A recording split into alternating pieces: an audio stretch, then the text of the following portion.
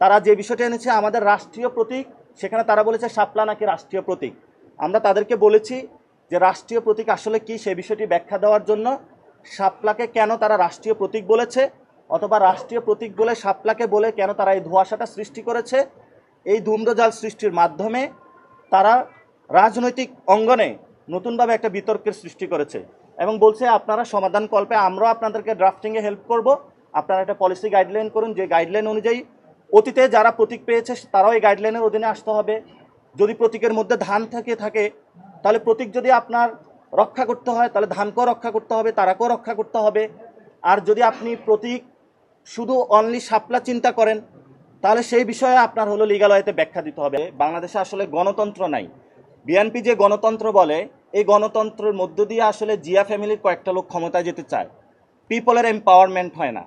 জামায়াত ইসলামী যে গণতন্ত্র বলে, জামায়াতের ইসলামীর 1-2 লক্ষ নেতাকর্মী ক্ষমতায় যেতে চায় না। আমরা যে গণতন্ত্র বলি সেই গণতন্ত্রে আমরা পিপলের পাওয়ারমেন্ট চাই এবং নির্বাচন কমিশনের বিষয়ে নির্দিষ্ট গাইডলাইন থাকতে হবে।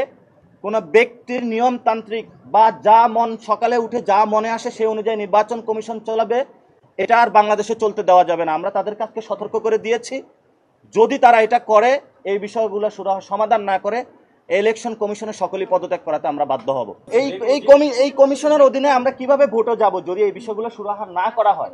আমরা তো ওয়ে আউট দেখাচ্ছি, আমরা বলতেছি না যে ইলেকশন, আমরা তো এই ইলেকশন কমিশনে সবার পদত্যাগের জন্য আসি নাই। ওনারা যে বিষয়গুলো সমাধান করতে পারছে না বা যেই বিষয়গুলো হলো আমরা আসলে একটি ডেমোক্রেটিক স্টেটে যেতে পারবো, আমরা সেই বিষয়গুলো তাদের কাছে অ্যাড্রেস করছি। যদি ওনারা না করেন তাহলে তো ওনাদের অবশ্যই পদত্যাগ করতে হবে।